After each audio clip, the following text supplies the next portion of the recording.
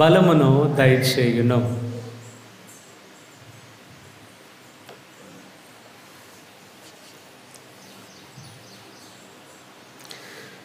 పితా పుత్ర పవిత్రాత్మ నామమునా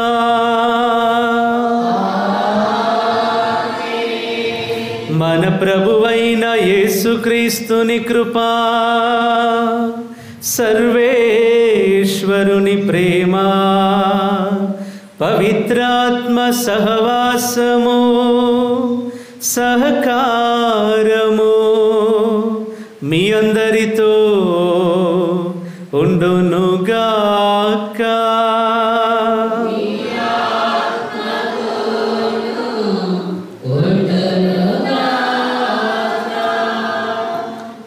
ప్రైజ్ ది లార్డ్.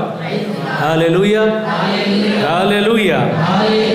ప్రియమైన సహోదరి సహోదరులారా, ఈ రోజున నేను పోయిన వారమే చెప్పినట్లుగా మన కుటుంబాలలో ఉన్నటువంటి పెద్దలు, వృద్ధులందరినీ కూడా జ్ఞాపకం చేసుకొని, ఎందుకంటే నిన్నటి దినాన అన్నమ్మ జ్వాక్యముల గారి యొక్క పండుగ, ఏసయ్య అమ్మమ్మ తాతయ్య వారి పండుగను నిన్నటి రోజున జరుపుకొని ఉన్నాం కనుక ఈరోజు ఈ పూజ బలిని మన కుటుంబాలలో ఉన్నటువంటి పెద్దవారందరి, వృద్ధులందరి కొరకు మన అమ్మమ్మ, నాయనమ్మ, తాతయ్యలు వారందరినీ కూడా జ్ఞాపకం చేసుకుని ప్రభు వారిని దీవించాలి అని, ప్రభు హస్తం వారి మీద ఉండాలి అని, వారికి మంచి ఆరోగ్యము దయచేయాలని ప్రత్యేకముగా ఈ రోజున వారి కొరకు ఈ పూజ బలిని మనందరం కూడా అర్పిస్తూ ఉన్నాం. Praise the lord.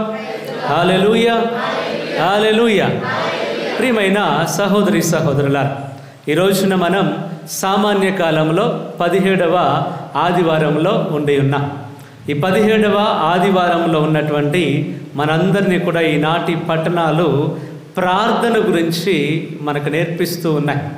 ఎలా ప్రార్థించాలి, మనం అనుకుంటున్నట్లుగా మనం చేసేదే ప్రార్థన అని ఒకవేళ ఎన్ని రోజులు ఉన్నట్లయితే, ఈరోజు ప్రార్థన అంటే ఏమిటి అనేది ఈరోజు గొప్ప దేవుడు మనకు నేర్పించాలి అని ఈ పూజా బలిలో మనం పాల్గొంటూ ఉండగా, ఇంత గొప్ప బలి పూజలో పాల్గొనే కృప ప్రభు మనకు అనుగ్రహించినందులకు ప్రభునికి కృతజ్ఞతలు చెల్లిస్తూ, ఏ సందర్భంలో అయితే మనం మన పెద్దవాళ్ళ మీద కోపాన్ని చూపించడం, చెడు మాటలు వాళ్ళని అనడం, ఎందుకంటే వాక్యం చెప్తుంది వారు ప్రార్థించినప్పుడు తప్పకుండా దేవుడు వారి ప్రార్థన ఆలకిస్తాడు. పెద్దవాళ్ళు చేస్తున్నటువంటి ప్రార్థన ఆలకిస్తాడు.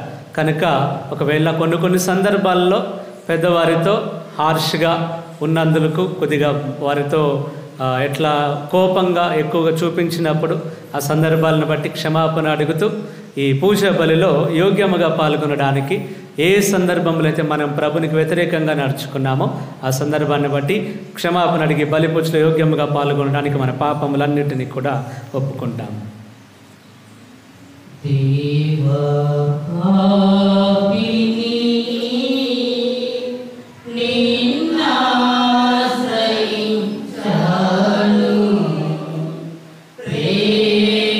చూపి దయ చూపి మన పాపములను మన్నించి మనలను నిత్య జీవితమునకు చేర్చునుగాక. ప్రభువా దయ చూపుము. క్రీస్తువా దయ చూపుము. ప్రభువా దయ చూపుము.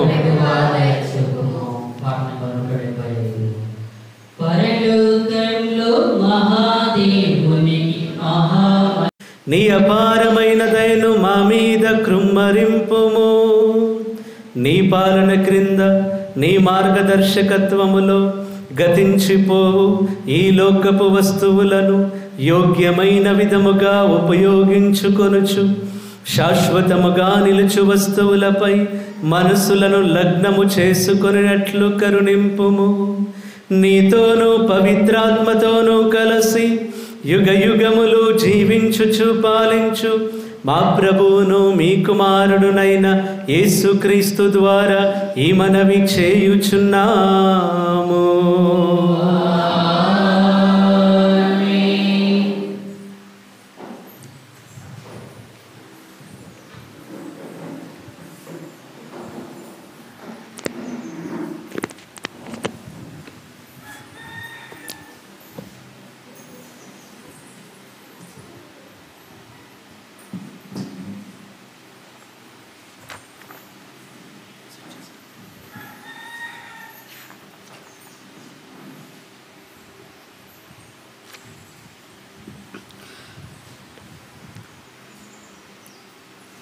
అప్పుడు అబ్రహాము, ప్రభు కోపపడకుము. ఇంకొక మనవి. మొదటి పట్టణము ఆది కాండము 18వ అధ్యాయము పవిత్ర వచనములు 20 నుండి 32 వరకు. మొదటి పట్టణము ఆది కాండము 18వ అధ్యాయము పవిత్ర వచనములు 20 నుండి 32 వరకు. దేవుడు సోదమ గోమెర్ర ప్రజల పాడు పని పైకి పొక్కినది, వారి పాపము పండినది. నేను దిగివెళ్ళి వదంతులు పుట్టుటకు వారు చేసిన చెడు పనులు ఎంతవరకు కారణములో కనుగొందును. వారిని దండింపవలయునని మనవి నా చెవిన పడినది. నేను నిజము తెలుసుకొన తలచితిని అని చెప్పాను. అంతటా ఆ మనుషులు సోదమ వైపు వెళ్ళిపోయిరి. కానీ అబ్రహాము దేవుని ఎదుటనే నిల్చుండెను. అతడు దేవుని సమీపించి, ప్రభు, దుర్జనులతో పాటు సజ్జనులు సైతము నాశనము చేయుదువా? ఆ పట్టణములో సజ్జనులు 70 మంది ఉన్నచో వారిని బట్టి అయినా ఆ నగరమును నాశనము చేయకుండా కాపాడవా? మంచివారిని చెడ్డవారిని కలిపి కట్టగా నాశనము చేయుట నీకు తగదు. సన్మార్గులను దుర్మార్గులను సమముగా శిక్షించుట నీకు తగునా? భూలోకమునకెల్లా తీర్పర్యాగువాడు ధర్మమును ఆచరింపవలదా అని అనెను. అంతటా దేవుడు సొదొమ నగరములో 50 మంది మంచివారు ఉన్నచో వారిని బట్టి ఎల్లరను క్షమింతును అని చెప్పాను. అబ్రహాము, ప్రభు, నేను బూడిద ప్రోగుని, మట్టి మనిషిని అయినను తెగించి దేవరవారితో మాట్లాడుచున్నాను. 5 తక్కువగా 70 మంది మంచివారున్న తాము ఏమి చేయుదరు? 5 తక్కువగుటచే సమస్త నగరమును వల్లకాడు చేయుదురా అనెను. 45 నేను దానిని నాశనము చేయను అని దేవుడు చెప్పాను. అబ్రహాము తిరిగి, ఒకవేళ 40 మంది మాత్రమే ఉన్నా ఎట్లా అనెను. 40 మంది ఉన్నను నేను నాశనము చేయను అని దేవుడు చెప్పాను. అప్పుడు అబ్రహాము, ప్రభు, కోపపడకుము. ఇంకొక మనవి. 30 మంది మాత్రమే ఉండిరనుకొనును, అప్పుడు ఏమి చేయుదురు అనెను. 30 మంది ఉన్నను నేనేమి చేయను అని దేవుడు అనెను. అబ్రహాము, ప్రభు, ఇంకను మాట్లాడుటకు సాహసించుచున్నాను. ఒకవేళ ఆ నగరములో 20 మంది మాత్రమే ఉన్నచో ఏమి యగును అని అడిగాను. దానికి దేవుడు, 20 మంది ఉన్నను నాశనము చేయను అనెను. తర్వాత అబ్రహాము, ప్రభు, తాము కోపపడకున్నా ఇంకొకసారి మాత్రము మాట్లాడేదను. ఒకవేళ అక్కడ 10 మాత్రమే మంచివారు మాత్రమే ఉందురేమో అని ప్రశ్నించెను. దానికి దేవుడు, 10 మంచివారునను చాలు, దానిని నాశనము చేయను అని చెప్పాను. ఇది ప్రభుని వాక్కు.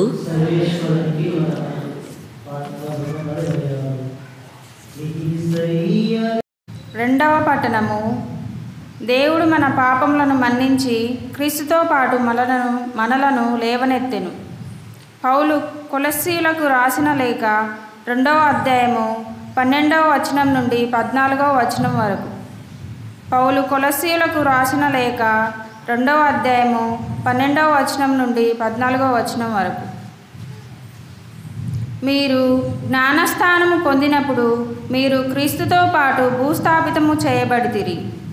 జ్ఞానస్థానమునందు క్రీస్తుతో పాటు మీరు కూడా లేవబడితిరి. దేవుని క్రియాశక్తి పట్ల మీకు గల విశ్వాసము వలన ఇది జరిగినది. దేవుడే క్రీస్తును మరణం నుండి లేవనెత్తెను.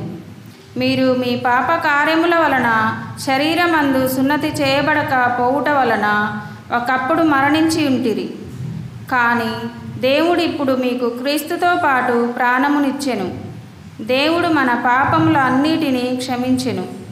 వ్రాతపూర్వకమైన ఆజ్ఞల వలన మన మీద రుణముగాను మనకు విరుద్ధముగాను ఉండిన పత్రమును ఆయన మన శిలువ మరణము ద్వారా మనకు అడ్డము లేకుండా తొలగించెను. ఇది ప్రభువు వాక్కు.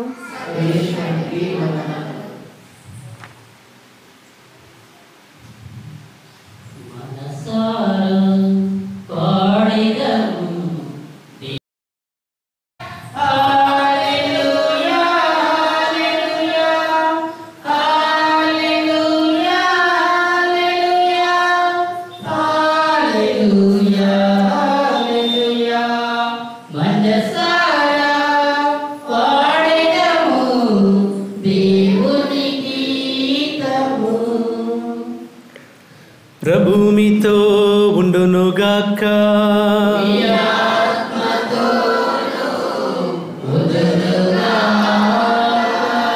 పునీత లూకా గారు రాసిన పవిత్ర సువిశేషములోని భాగము.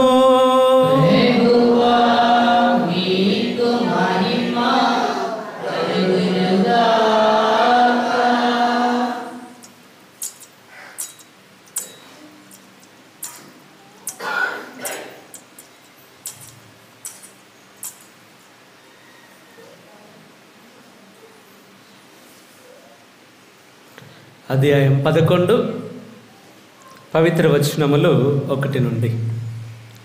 లూకా సువార్త 11వ అధ్యాయము 1వ వచనము నుండి. యేసు ఒక చోట ప్రార్థన చేయుచుండెను.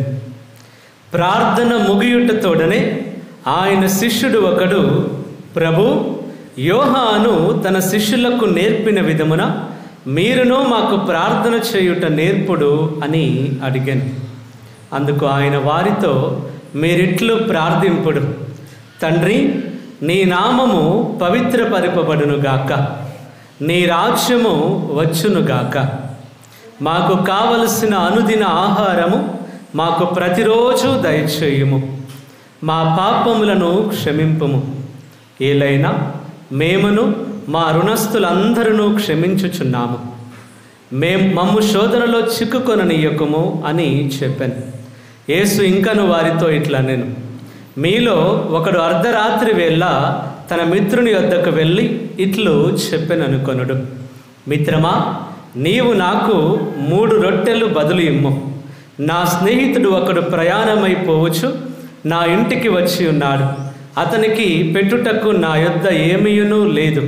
అప్పుడు ఆ మిత్రుడు లోపల నుండి, నన్ను తొందర చేయకము, తలుపులు మూసి ఉన్నవి, పిల్లలు నా యొద్ద ప్రక్క మీద ఉన్నారు, నేను ఇప్పుడు లేచి ఇయ్యజాలను అని సమాధానము ఇచ్చిననుకొనుడు. నేను మీతో చెప్పున్నది ఏమనా, అతడు మిత్రుడై ఉండియు లేచి ఏమీయు ఇయ్యకపోయినను పదే పదే ప్రాధేయపడి అడుగునందున లేచి అతని అవసరము తీర్చును.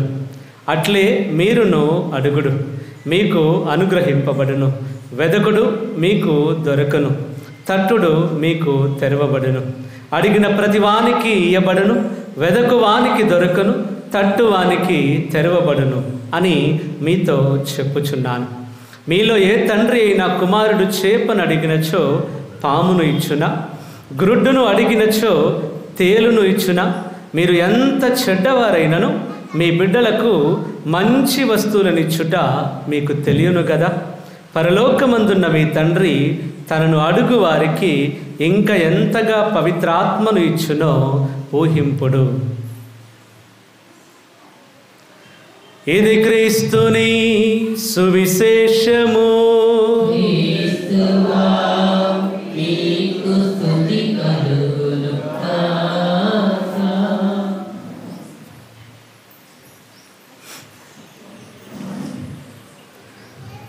Praise the lord. Hallelujah, hallelujah. యేసువా వందనం, యేసువా స్తోత్రం. తండ్రి వందనం, తండ్రి స్తోత్రం. పరిశుద్ధాత్మదేవా వందనం, పరిశుద్ధాత్మదేవా స్తోత్రం. హల్లెలూయా, హల్లెలూయా.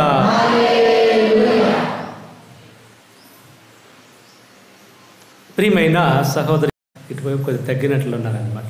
Praise the lord. హల్లెలూయా. ముందుగా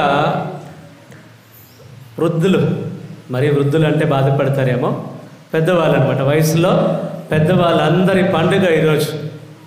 పూజ అయిన తర్వాత ముందుకు రమ్మని పిలిస్తే, లేదు నేను ముసలామని కాదు, నేను ముసలాయన్న కాదని రాకుండా ఉండకండి.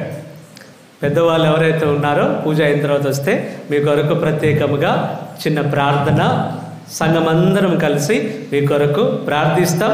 తప్పకుండా దేవుని దీవెనలు మీ కొరకు ఉంటాయి. Praise the lord. హల్లెలూయా. అందరికీ గుడ్ మార్నింగ్. బాగున్నారు అందరు? పూజ అయిన తర్వాత ఒక అనౌన్స్మెంట్ ఉందన్నమాట, అది చెప్పిన తర్వాత చివరిలో చెప్తాను అది. Praise the lord. Hallelujah, hallelujah. ప్రియమైన సహోదరి సహోదరులారా, ఈరోజు అన్నమ్మ జ్వాకీం, ఎవరు వాళ్ళు? జోజప్ప గారు ఎవరు వాళ్ళు? అంతేనా? ఇంకా మరే తల్లిదండ్రులు, ఇంకా ఒకరి యేసయ్య, అమ్మమ్మ, తాతయ్య. Praise the lord. హల్లెలూయా. ఇది సాధారణ పండగే, కానీ మరణించినటువంటి పోప్ ఫ్రాన్సిస్ గారు ఈ పండుగ రోజున, అన్నమ్మ గారు జ్వాకీము గారి పండుగ రోజున వృద్ధులందరి కొరకు ప్రార్థించడం మన బాధ్యత అని, అందరి కొరకు వృద్ధులు, కుటుంబాల్లో ఉన్నటువంటి పెద్దవాళ్ళని జ్ఞాపకం చేసుకొని వారి కొరకు ప్రార్థించిన వారి పండుగలాగా మనందరం జరుపుకోవాలని పిలుపునిచ్చారనమాట. Praise the lord. అప్పటి నుంచి మనం ఈ పండుగ రోజున మన పెద్దవాళ్ళందరినీ కూడా జ్ఞాపకం చేసుకొని ప్రార్థిస్తూ ఉన్నాం. Praise the lord. ప్రియ సహోదరి సహోదరులారా, మనందరి కుటుంబాలలో ఎవరో ఒకరు పెద్దవారు ఉంటూనే ఉన్నారు. మీ అందరికి కూడా ప్రభు నీతో ఉంటానని ఒక వాగ్దానం చేస్తున్నాడు. ఒకసారి చదువుతాం. యెషయా గ్రంథం 46వ అధ్యాయం 4వ వచనం చదవండి. యెషయా గ్రంథం 46వ అధ్యాయము 4వ వచనం చదవండి ఒకసారి. పెద్దవాళ్ళందరూ ఒకసారి జాగ్రత్తగా వినండి. ప్రభు నీకు ఇస్తున్నటువంటి ఒక గొప్ప వాగ్దానం, ఆశీర్వాదం. చదువుతాం. నీవు ఏ వయసులో ఉన్నా కూడా నేనున్నా నీకు అని ప్రభు చెప్తున్నటువంటి ఒక మాట.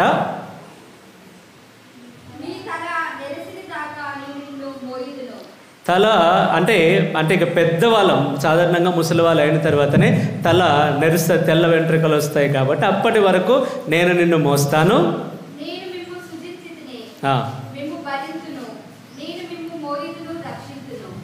చూడండి వాక్యం ఏమని చెప్తుందయ్యా అని అంటే మనం కూడా తప్పకుండా ఆ వయసులోకి వెళ్ళాల్సిందే. ప్రభు ఇస్తున్నటువంటి ఒక వాగ్దానం ఏమిటనంటే, నీకు బాగలేదని, నువ్వు అన్నం సరిగా తినట్లేదు అని, లేదా తింటున్నప్పుడు కింద పడేస్తున్నావని అని రకరకాలుగా ఇంట్లో నిన్ను దూషించినా, నిన్ను సరిగా చూసుకోకపోయినా ప్రభు ఇస్తున్న వాగ్దానం ఏంటంటే, నేనున్నా. మీ అందరికీ నువ్వు ఏ వయసులో ఉన్నా, నువ్వు 20లో ఉన్నా, 30లో ఉన్నా, 100, 120లో ఉన్నా కూడా నేనున్నా అని ప్రభు నీకు వాగ్దానం ఇస్తున్నాడు. నేను చూసుకుంటాను నిన్ను చివరి వరకు, నీ ప్రాణం ఉన్నంత వరకు కూడా నేను నీతో ఉంటాను అని వాగ్దానం చేశాడు దేవుడు ఈరోజు. కనుక పెద్దవాళ్ళందరూ కూడా భయపడాల్సిన అవసరం లేదు. ఎందుకు మాకు ఈ అనారోగ్యం, నేను సరిగా అన్నం తినలేకపోతున్నాను, దేవా ఎందుకు ప్రభు ఇంకా నన్ను ఇట్లాగే ఉంచుతున్నా, తీసుకోవచ్చుగా ప్రభు నన్ను, వీళ్ళందరికీ భారం అయిపోతున్నా అని ఒకవేళ నీ మనసులో నువ్వు బాధపడుతున్నట్లయితే ఈరోజు ప్రభు నీతోనే చెప్తున్నటువంటి మాట, నేనున్నా, నేను చూసుకుంటా. నీ తల నెరిసిన దాకా, నువ్వు పెద్దవాళ్ళు అయినా కూడా, ఎంత పండు ముసలి అయిన తర్వాత కూడా నేను చూసుకుంటా నిన్ను అని ఈ రోజున మీ అందరికి కూడా గొప్ప దేవుడు వాగ్దానం చేస్తూ ఉన్నాడు. ఈ అన్నమ్మ జ్వాకిం వీరు యూదులు. అట్లాగే ఎన్నో సంవత్సరాలుగా వారికి సంతానం లేకుండా ఉండడం వలన చాలా అవమానాలు. ఎందుకంటే ఆ రోజుల్లోనూ సంతానం లేదు అని అంటే సాధారణంగా ఎట్లా చెప్తారయ్యా అని అంటే, ఏదో తప్పు చేశారు, ఏదో పెద్ద తప్పు చేసినటువంటి వ్యక్తి, అందుకే వీళ్ళకి సంతానం లేదు అని, అట్లాగే మీ మీద శాపం ఉన్నది అని అనుకుంటున్నటువంటి రోజులు ఆ రోజులు. జ్వాక్యము గారు కూడా అలా ఎట్లాగైనా సంతానం కావాలని ఒక రోజున 2 గొర్రెపిల్లలు, ఆయన దగ్గరున్న మందలోని ఒక మంచి 2 గొర్రెపిల్లలు తీసుకొని యెరూషలేము ఆలయానికి పోతారు. అక్కడ బలి అర్పించి సంతానం కొరకు ప్రార్థించాలి. ఎందుకంటే వయసు పెద్దదైనది, సంతానం లేదు, అందరూ తిడుతున్నారు, అవమానం ఎదుర్కొ అన్నమ్మ గారు ఇంటి దగ్గర అవమానం పొందుతున్నారు, ఈయన బయట తిరగలేకపోతున్నాడు, ముఖం చూపించలేకపోతున్నాడు అని ఆయన 2 మంచి మేలైన రకమైనటువంటి గొర్రెపిల్లలను తీసుకొని యెరూషలేముకి ఆలయానికి పోయి బలి అర్పించాలని అనుకుంటున్నప్పుడు అక్కడ ఉన్నటువంటి అర్చకుడు అంటారనమాట, ఏమనయ్యా అని అంటే, నువ్వేదో తప్పు చేశావు, నువ్వు పెద్ద పాపం చేశావు, నువ్వు శాపాలతో ఉన్నావు, అందుకే నీకు సంతానం లేదు, దేవుడు నీ అర్పణను, నువ్వు ఇస్తున్నటువంటి బలిని అంగీకరించడని ఆయన అవమానిస్తాడు. అవమానించి ఇప్పుడు ఆయన అట్లా అవమానించిన తర్వాత ఎటు పోవాలో తెలియదు. ఎందుకంటే సాధారణంగా వేరే ఎక్కడైనా బాధ ఉంటే దేవుని సన్నిధికి వస్తాం, దేవుని సన్నిధిలోనే అవమానం ఎదుర్కొంటే ఎక్కడికి పోవాలో తెలియదు. అందుకే ఆయన ఏదో ఒకటి అని అట్లా ఆలోచనలో పడిపోయి ఒక కొండ మీదకి వెళ్తాడు జ్వాక్యముగా. అలా కొండ మీదకి వెళ్ళి, ఏంటి జీవితం, ముఖం అన్నమ్మ గారికి ముఖం చూపించుకోలేక ఏంటి జీవితం అని ఎదురు చూస్తూ బాధతోని కన్నీరు కారుస్తూ వేదనతో ఉంటాడు ఆయన. కొండ మీదకి వెళ్ళిపోతాడు. ఇంటి దగ్గర అన్నమ్మ గారు బాధపడుతూ ఉంటారు, టెన్షన్ పడుతూ ఉంటారు. ఎందుకంటే ఆలయానికి వెళ్ళినటువంటి భర్త ఇంకా రాలేదు, ఏమైపోయిందో ఏంటో, వయసు పెద్దది, ఒకవేళ దొంగలు ఎవరన్నా ఏమైనా చేశారా, లేదనంటే దారి తప్పిపోయాడా, ఇలా రకరకాలుగా అన్నమ్మ ఇంటి దగ్గర నుండి ప్రార్థన చేస్తూ ఉన్నారు. అలా ప్రార్థన చేస్తూ ఉన్నప్పుడు అక్కడ దేవుడు వారిద్దరి ప్రార్థనను ఆలకించి దేవదూతని పంపిస్తాడు. దేవదూతని ఇద్దరి దగ్గరికి ఒకేసారి వస్తారనమాట. దేవదూత అక్కడ కొండ మీద ఉన్నటువంటి బాధతో ఉన్నటువంటి జ్వాక్యము గారి దగ్గరకు వస్తారు. ఇంటి దగ్గర ప్రార్థనలో ఉన్నటువంటి అన్నమ్మ గారి దగ్గరకు కూడా దేవదూత వచ్చి మరియ తల్లిని గూర్చినటువంటి సువిశేషాన్ని, ఆ యొక్క శుభవార్తను అందిస్తారు. అందించిన తర్వాత ఈ అన్నమ్మ గారు ఇంటి దగ్గర నుంచి పరిగెత్తారనమాట. ఎట్లాగైనా ఆయన కలుసుకొని ఈ మాట చెప్పాలని ఈయన ఇంటి దగ్గర నుంచి అన్నమ్మ గారు పోతుండారు. అక్కడి నుంచి ఈ శుభవార్తను ఆ అన్నమ్మకు భార్యకు ఎట్లాగైనా చెప్పాలి అని అక్కడి నుంచి జ్వాక్యం పరిగెత్తుకుంటూ ఇద్దరు కూడా ఒక దగ్గరికి పరిగెత్తుకొని వస్తారు. ఒక దగ్గర కలుసుకున్న తర్వాత వారు మాట్లాడుతున్నప్పుడు అర్థమైంది, ఒకే సమయంలో ఒకేసారి ఒకే శుభవార్తను దేవుడు ఇద్దరికీ ఇచ్చాడు అని. అలా మరియ తల్లి యొక్క శుభవచనం, శుభవార్త, ఆ పుట్టుకను గురించినటువంటి బైబిల్లో లేదు, ఇవన్నీ బైబిల్లో లేదు. కానీ అపోక్రిపల్ బుక్స్ అని అంటాం, కొన్ని పుస్తకాలు ఉంటాయి. ఉదాహరణకి మనకి ఈ రాసినటువంటి సువిశేషాలు 4 ఉన్నాయి కదా, కొన్ని వేరే సువిశేషాలు, ఉదాహరణకి యాకోబు రాసినటువంటి సువిశేషం, అట్లాంటివి కూడా కొన్ని ఉన్నాయన్నమాట. సో వీటిలో రాశారనమాట. యాకోబు గారు రాసినటువంటి సువిశేషంలో ఈ జోకిము గారి, అన్నమ్మ గారి ప్రస్తావన వచ్చింది. అక్కడ ఆయన రాసినటువంటి విషయాలు ఇవన్నీ అలా మనందరికీ తెలుసు. అట్లా మరియ తల్లి వారికి ఒక ఆశీర్వాదంగా వచ్చారు. తర్వాత ఆ మరియ తల్లిని ఆలయంలో అర్పించడం, ఆ మరియ తల్లి ద్వారానే లోకరక్షకుడు ఈ లోకానికి రావడం, ఎంతో ఇదంతా కూడా ఒక ప్రణాళిక ప్రకారం జరిగింది. ప్రైజ్ ది లార్డ్, హల్లెలూయా, హల్లెలూయా. ఆ పెద్ద వయసులో కూడా దేవుడు అన్నమ్మ గారిని, జోకిము గారిని వదిలిపెట్టలేదు. వారితో నిలబడ్డాడు. వారిలో ఉన్న అవమానాలని అన్నిటినీ కూడా తీసేశాడు. ఇప్పటికి కూడా వారి పేర్లు మనం దలుచుకుంటున్నాం. అన్నమ్మ గారి పేరు మీద ఎన్నో సభలు ఉన్నాయి, ఎన్నెన్నో స్కూల్స్ ఉన్నాయి, ఎన్నో రకాలైనటువంటి ఇన్స్టిట్యూషన్స్ కూడా చాలా అన్నమ్మ గారి పేరు మీద, సెయింట్ యాన్ అని ఇవన్నీ కూడా అన్నమ్మ గారి పేరు మీదుగా వచ్చాయి. అట్లా దేవుడు ఆశీర్వాదం అంత గొప్పగా ఉంటుంది. కనుక పెద్దవారందరూ కూడా ఈ రోజున గుర్తుంచుకోవాల్సింది, ఆ రోజున అన్నమ్మ గారికి, జోకిము గారితో నిలబడినటువంటి అదే దేవుడు ఈ రోజున నీతో తప్పకుండా నిలబడతాడు. ఆమేన్, హల్లెలూయా, హల్లెలూయా.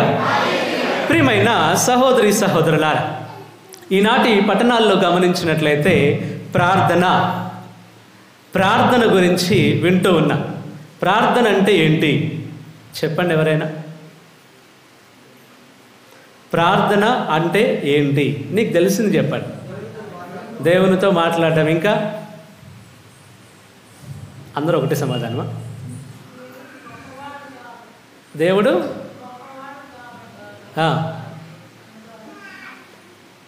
ఇంకా ఇంకేమైనా ప్రార్థన అంటే ఏంటి? దేవునితో సంభాషించటం. ఇంకేమైనా ఉన్నాయా? Praise the lord, hallelujah. ఈరోజు వాక్యంలో మనం వింటున్నది ఏంటయ్యా అని అంటే ప్రార్థన. క్రీస్తు ప్రభు తన శిష్యులకి నేర్పిస్తున్నారు ఎలా ప్రార్థించాలి, ఏమని ప్రార్థించాలి. కొన్నిసార్లు మనం అనుకుంటాం, దేవుని సన్నిధికి వచ్చి నువ్వు కళ్ళు మూసుకొని చేతులు జోడించి ఏదేందో మాట్లాడతావు కదా దేవునితోని, అదంతా ప్రార్థనని అనుకుంటూ ఉంటున్నామేమో. ప్రైజ్ ది లార్డ్, హల్లెలూయా. మనం చేసేదంతా ప్రార్థనే. ప్రభు సన్నిధికి వచ్చి కొన్నిసార్లు మనం ఎట్లా ఉంటామంటే, వచ్చి ఆయన సన్నిధికి వచ్చాం, మోకరించామనంటే ఇంకా అడుగుతూనే ఉంటాం. ఏం కావాలో వరుస పెట్టి అడుగుతూనే ఉంటాం. మాకు అది కావాలి, ఇది కావాలి, అది తక్కువైంది, ఇది తక్కువైంది, ఆ కష్టం ఉంది, ఈ కష్టం ఉంది, ఆ బాధ ఉంది, ఈ బాధ ఉంది అని అన్ని రకాలుగా ప్రభు దగ్గరకు వచ్చి మనకు కావాల్సిన అడగటం తప్పని చెప్పట్లేదు. కానీ ఏది ప్రార్థన? ప్రార్థన అంటే ఏంటి? ఈరోజు వాక్యంలో చూస్తే క్రీస్తు ప్రభు దగ్గరికి శిష్యులు వచ్చి అడుగుతున్నారు. ఏ రోజు అడిగా నువ్వు ప్రార్థన అని? నువ్వు ప్రార్థించావు, ఓకే, ప్రభువా నాకు ప్రార్థించడం నేర్పించని ఏ రోజు ప్రభు దగ్గర కూర్చొని నువ్వు అడిగావు? ప్రార్థన అంటే మొట్టమొదటిది ఏంటయ్యా అంటే నువ్వు ప్రభు దగ్గరికి రావాలి, నువ్వు దేవుని సన్నిధికి రావాలి. అది ముఖ్యం. నువ్వు దేవుని సన్నిధికి రాకుండా నేను ప్రార్థన చేస్తాను అని అంటే నువ్వు దానికి నువ్వు చెప్తున్న మాటలకి పెట్టుకున్న పేరు ప్రార్థన, అంతే. హల్లెలూయా, హల్లెలూయా. నువ్వు మాట్లాడుతున్న కొన్ని పదాలు ఉన్నాయి కదా, వాటికి నువ్వు పెట్టుకున్న పేరు ప్రార్థన. కానీ ప్రార్థన అంటే ముఖ్యమైనది ఏంటంటే ప్రభు సన్నిధికి రావాలి.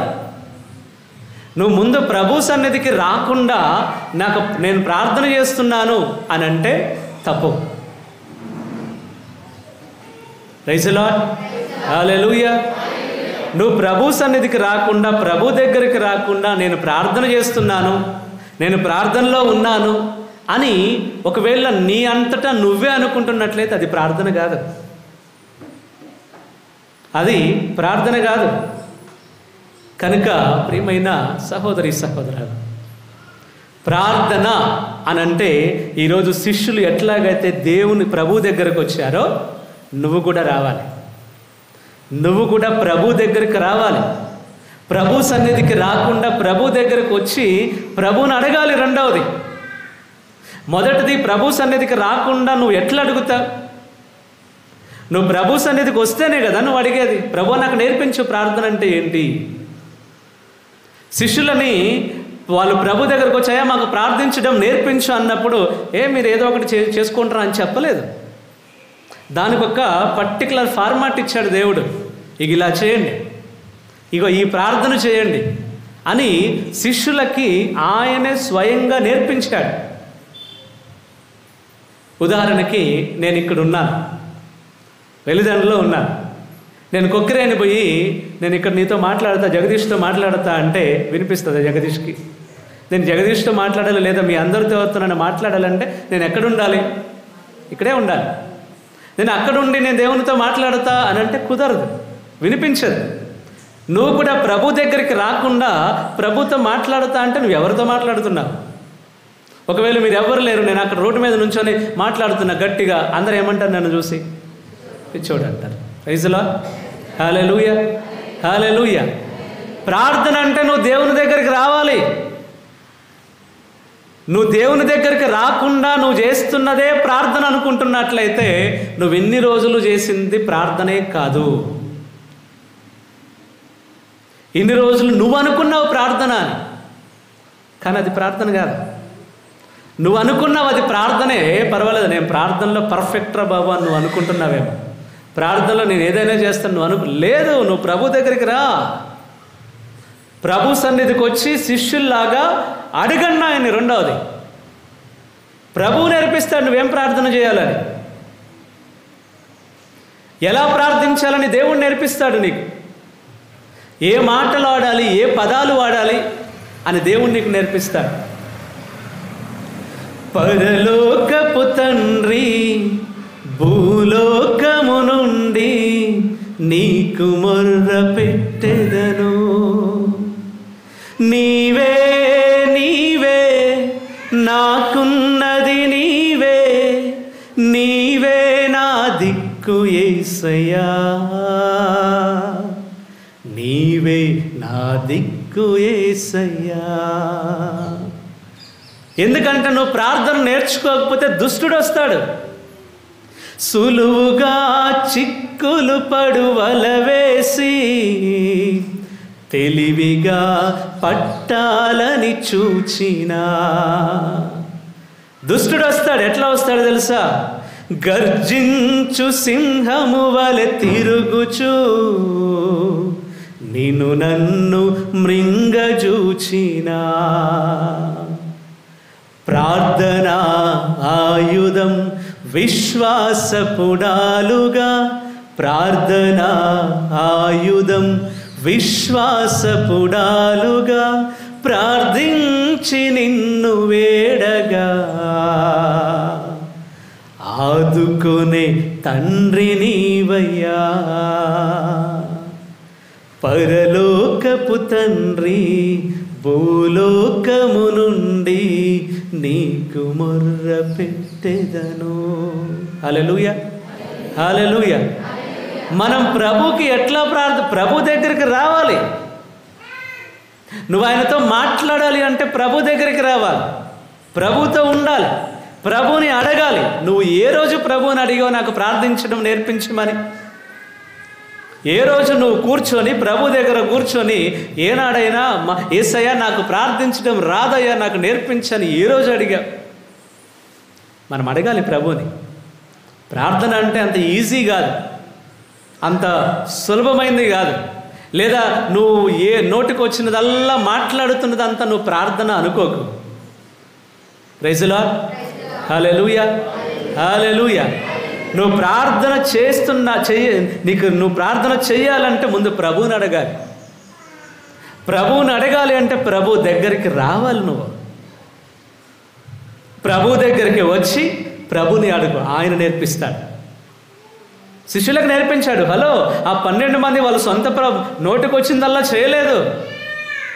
ప్రభు ఏదైతే నేర్పించాడో అదే ప్రార్థన చేస్తున్నారు.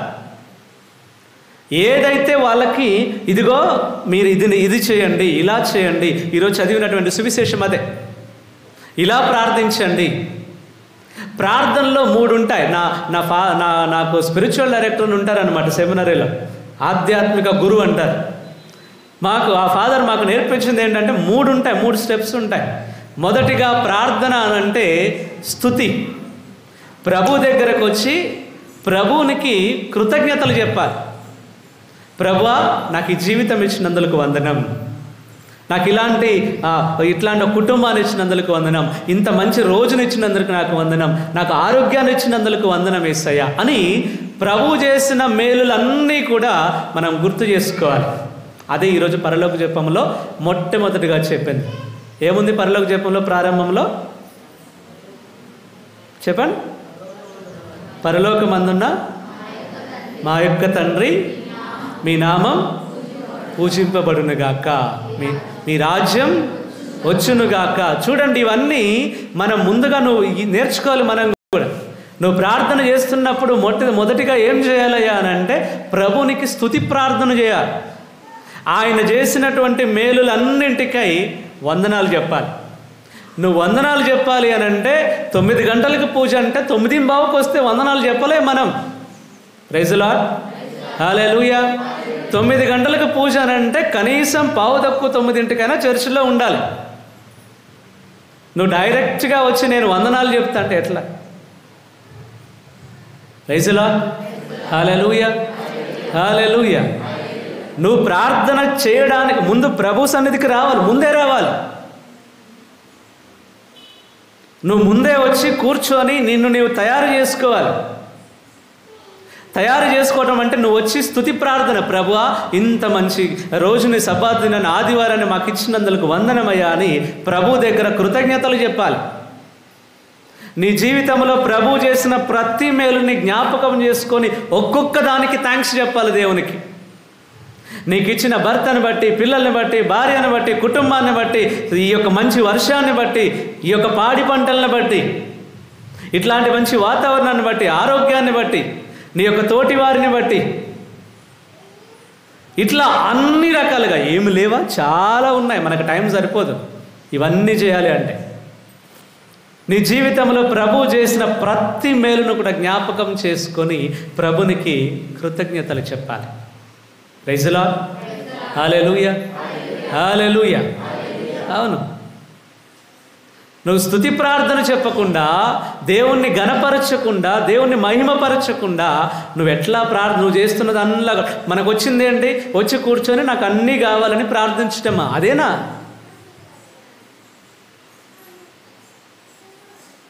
అదేనా ప్రార్థన అంటే? వచ్చి కూర్చొని ఉన్నంత మాత్రాన్ని అది ప్రార్థన కదా. మనం ప్రార్థన నేర్చుకోవాలి,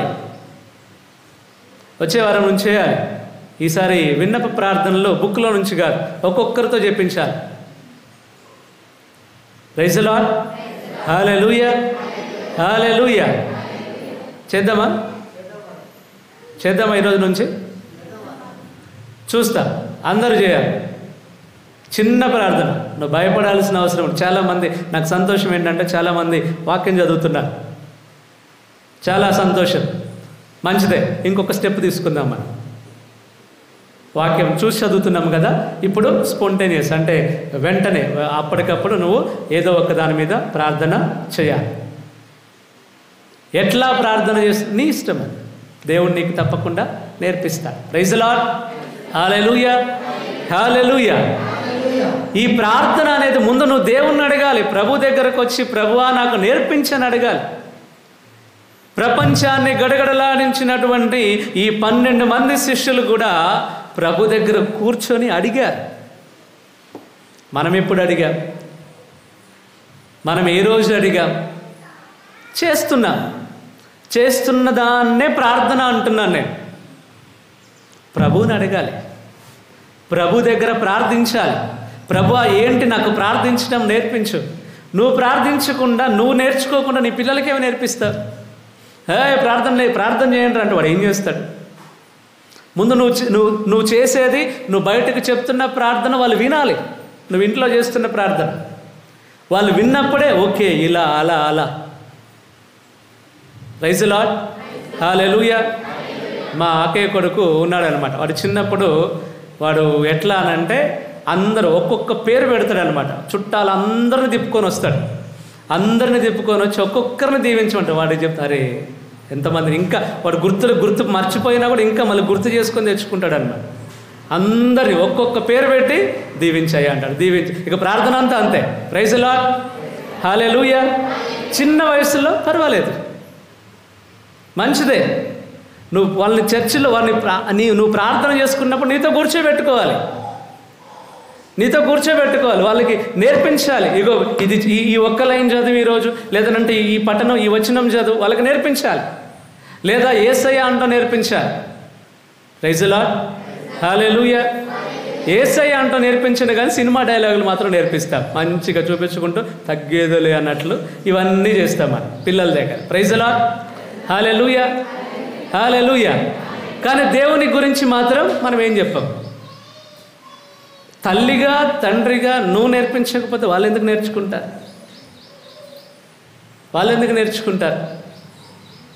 నువ్వు ఎంత ధైర్యంగా ఒక సినిమా డైలాగ్ నేర్పిస్తున్నా, ఓకే వాళ్ళు చెప్తుంటే సంతోషంగా చూడటానికి బాగుంటుంది అని మంచిదే. మరి నువ్వు దేవుణ్ణి ఎప్పుడు ఇస్తున్నావు నీ పిల్లలకి? నేర్చుకోవాలి కదా, వాళ్ళకి నేర్పించాలి కదా. ప్రార్థన అనేది నువ్వు చిన్నగా అలవాటు చేయాలి వాళ్ళకి. వెంటనే సడన్గా వాళ్ళు ప్రార్థన చేయాలంటే చేయలేదు, రాదు. ప్రార్థన చేయడం రాదు. నేను మొట్టమొదటిగా నా సెమినారీలో జాయిన్ అయినప్పుడు నాకు కూడా తెలియదు ప్రార్థన చేయడం, మనకి స్పాంటేనియస్గా ఇట్లా మాట్లాడడం అని అంటే నాకు రాదు. నాకు భయం కూడా, చాలా భయం నాకు. అందరూ ప్రార్థన చేస్తుంటే ఊరి గ్రేటర్ వీళ్ళంతా అనుకున్నా. అక్కడ నేను మొయినాబాద్ వెళ్ళినప్పుడు మా అందరూ ప్రార్థన చేస్తుంటే వాళ్ళ ముఖాలకి వెళ్ళి తెల్ల ముఖం వేసుకొని చూస్తున్నాడే. ఎందుకంటే నాకు రాదు, వాళ్ళు ఏం చేస్తున్నారో కూడా నాకు తెలియదు. అంత ఫాస్ట్గా ఎట్లా చెప్పాలి నాకు తెలియదు. కానీ దేవుని కృపలో నేర్పించాడు నాకు. ఆయన సన్నిధిలో ఉన్నప్పుడే నేర్చుకుంటా. ఈరోజు మనందరూ కూడా దేవుడు నేర్పిస్తాడు ఎలా ప్రార్థించాలని. నువ్వు చేస్తున్నది కాదు, దేవుడు చెప్పేది చేయండి ప్రార్థన అంటే. Praise the lord. హల్లెలూయా. ఈరోజు ఆ ప్రార్థన అనేది మనం నేర్చుకోవాలి. అబ్రహాము ఈరోజు చూడండి, మొదటి పట్టణంలో మనం విన్నట్లుగా సొదొమ గొమొర్రా అని 2 పట్టణాలు ఉన్నాయి. పాపం ఎక్కువైంది అని ఆ 2 పట్టణాలని నాశనం చేయదలుచుకున్నాడు దేవుడు. వినండి జాగ్రత్తగా. 2 పట్టణాలని నాశనం చేయదలుచుకుంటే అబ్రహాము వాళ్ళ తరపున మాట్లాడుతున్నాడు. నాకు ఆశ్చర్యం అనిపించింది ఇదే. దేవుడి ఆలోచన ఏంటయ్యా అని అంటే ఆ 2 పట్టణాలు నాశనం చేయాలి. అబ్రహాం ఎక్కడున్నాడు? దేవునికి ఎదురుగా నిలబడి ఆ 2 పట్టణాల తరపున నుంచొని, ప్రభువా నువ్వు దానికి కాదయ్యా ఈ 2 పట్టణాలను చేసింది. చూడండి, విజ్ఞాపన ప్రార్థన, అది విజ్ఞాపన ప్రార్థన. ఆ ప్రార్థన మనం నేర్చుకోవాలి. వాళ్ళు పాపంలో ఉన్నారు, దేవుడే చెప్పాడు, అరే మొత్తం పాపంతో ఉన్నది ఆ పట్టణాలు 2 నేను నాశనం చేస్తా అంటే దేవునికి ఎదురుగా నిలబడ్డట్లు. ఇప్పుడు దేవునికి ఎదురుగా నిలబడి ఆ 2 పట్టణాల తరపున, పాపంలో ఉన్న 2 పట్టణాల తరపున చేతులు జోడించి మోకరించి అబ్రహాము వేడుతున్నాడు. మనం కొన్ని సందర్భాల్లో కొంతమందిని తక్కువ చేసి చూస్తాం. వీళ్ళింతే, వీళ్ళు పాపంలో ఉన్నారు, వాళ్ళు తక్కువ అన్నట్లు చూస్తాం కదా. ఎప్పుడు అట్లా చేయొద్దు. పాపం ఉన్నటువంటి వాళ్ళ తరపున, పాపముతో ఉన్నటువంటి వాళ్ళ తరపున అబ్రహాము నిలబడి ప్రార్థన చేస్తున్నాడు. దేవుడు లేదు నేను వాళ్ళని చంపేస్తా, నాశనం చేస్తా అంటుంటే అబ్రహాము ఎదురుగా నిలబడి, లేదు దేవా, ఒక 50 మంది ఉంటే వాళ్ళని మన్నించరాదు, ఒక 30 మంది, ఒక 20, ఒక 10 మంది. చూడండి ఎంత విజ్ఞాపన ప్రార్థన చేస్తున్నాడు. ఎవరన్నా పాపంలో ఉంటే అఫ్కోర్స్ వాళ్ళ పాపంలో ఉండొచ్చు, నువ్వు కంటితో చూసి ఉండొచ్చు వాళ్ళ పాపంలో ఉండటం, పర్వాలేదు, అయినా పర్వాలేదు. వాళ్ళ తరపున ప్రార్థించే గట్స్ ఉండాలి మనకి. Praise the lord. Hallelujah. Hallelujah. అదే క్రైస్తవ్యం. ఒక మనిషిని నువ్వు చూసావు, తప్పు చేస్తున్నాడు లేదా తప్పు చేస్తున్నది, పాపంలో ఉన్నది, ఆమె చేస్తుంది అన్యాయం, ఆయన చేస్తున్నది అన్యాయం, ఆ మనిషి నిజంగానే తప్పుల మీద తప్పులు చేస్తున్నాడు, నీకు తెలుసు. పాపంలో ఉన్నదని నీకు తెలుసు. వారి తరపున ప్రార్థన చేసే మనస్సు నీకుందా? ఇదొక సవాల్. అవును, వారి తరపున ప్రార్థన చేయటం నీకు చేత కాకపోతే వాళ్ళు పాపి అని చూపించే అనే అధికారం కూడా నీకు లేదు. వాళ్ళు తప్పు చేశారు అన్న తీర్పు కూడా తీర్చే అధికారం నీకు లేదు. Praise the lord. Hallelujah, hallelujah. అర్థమవుతుందా? ఒక మనిషి పాపంలో ఉంటే ఆ మనిషి కొరకు నువ్వు ప్రార్థించలేనప్పుడు ఆ మనిషి నువ్వు తప్పు, నువ్వు పాపంలో ఉన్నావు, నువ్వు ఇది అది అని వాళ్ళను దూషించే హక్కు కూడా నీకు లేదు. ఎందుకంటే క్రీస్తు ప్రభు ఈ లోకానికి వచ్చిందే పాపుల కొరకు. మన బాధ్యత ఏంటంటే ఒకవేళ తప్పు చేస్తున్నట్లు నీకు తెలిస్తే 10 మంది దగ్గరికి వెళ్ళి ఉన్న పరువు తీయడం కాదు ఆ మనిషిది. నీకు ప్రార్థన చేయాలి వారి కొరకు. వాళ్ళని మార్చాలని దేవుణ్ణి అడగాలి. అదే క్రైస్తవ్యం. కొన్ని సందర్భాల్లో మనం చేస్తున్నటువంటి ప్రార్థనలు దేవుడు దగ్గరికి పోవట్లేదేమో అనిపిస్తుంది మనకి. Praise the Lord. ఎందుకో చెప్తాను. ఈ అబ్రహాము ఈ రోజున దేవునికి ఎదురుగా నిలబడి ప్రార్థన చేస్తున్నాడు. Praise the lord. హల్లెలూయా. ఇప్పటి వరకు నీ జీవితంలో ఏ ఒక్క మనిషి కొరకైనా వాళ్ళ జీవితం మారాలి అని వారి తరపున నిలబడి ప్రార్థన చేసావా? Praise the lord.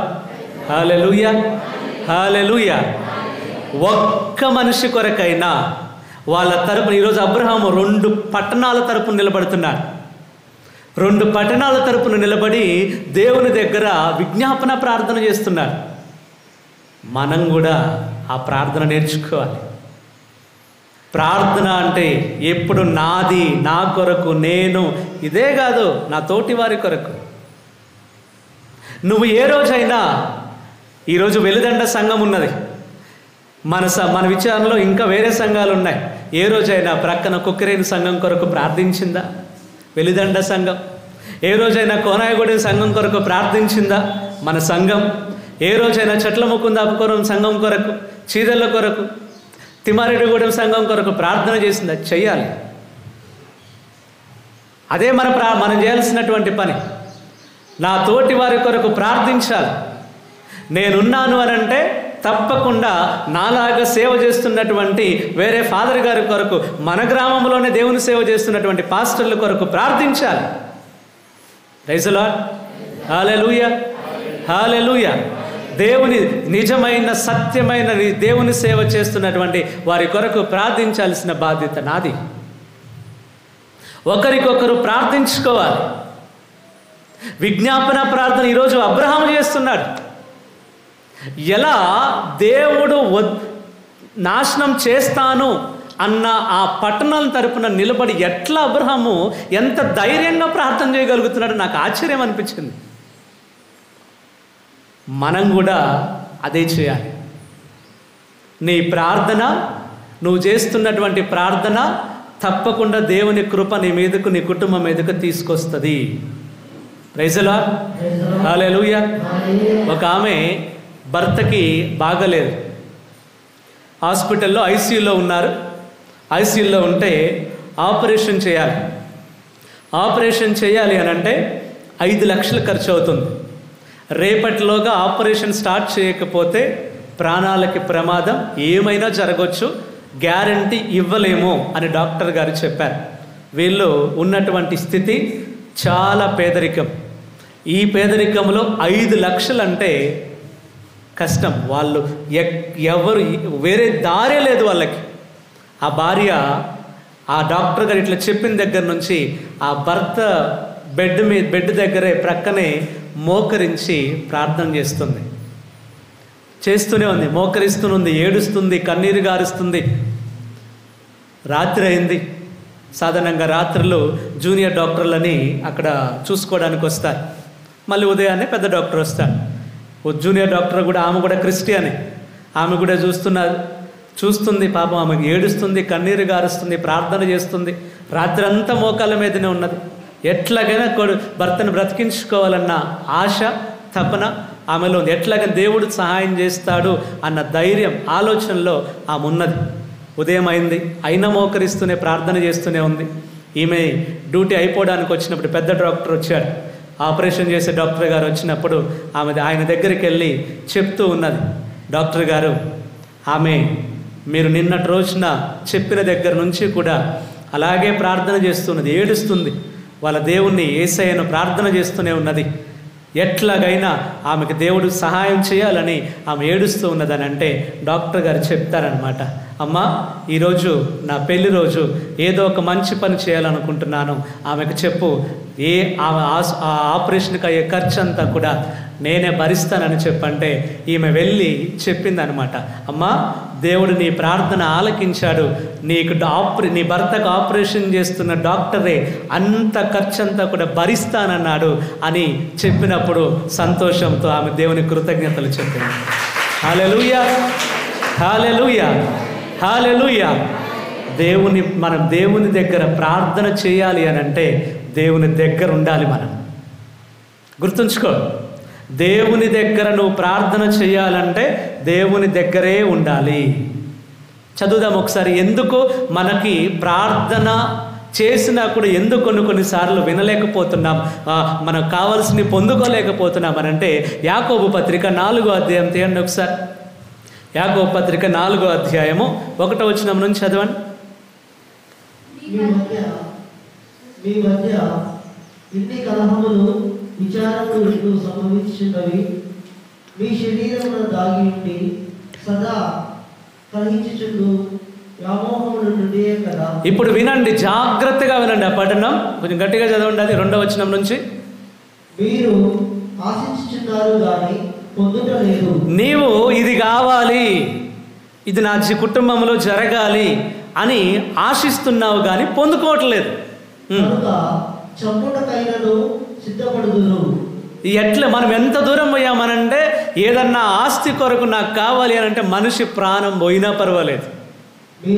నా జీవితంలో కొన్ని సందర్భాల్లో ఏదన్నా నాకు డబ్బుల దగ్గర మనుషులు చచ్చిపోయినా పర్వాలేదు, మనం చంపేసినా కూడా మనకు అంత భారం అనిపించేది. ఎందుకయ్యా అనంటే నాకేదో కావాలి.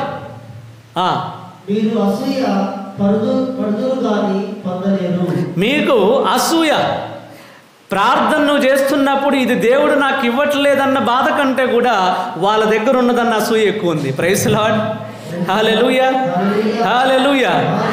నేను అడిగింది దేవుడు నాకు ఇవ్వట్లేదు అన్న బాధ కంటే కూడా నాకు కావలసింది పక్కింట్లో ఉన్నది కదా అన్న అసూయ ఉంది చూసారా, అది ఆపేస్తుందంట మనల్ని.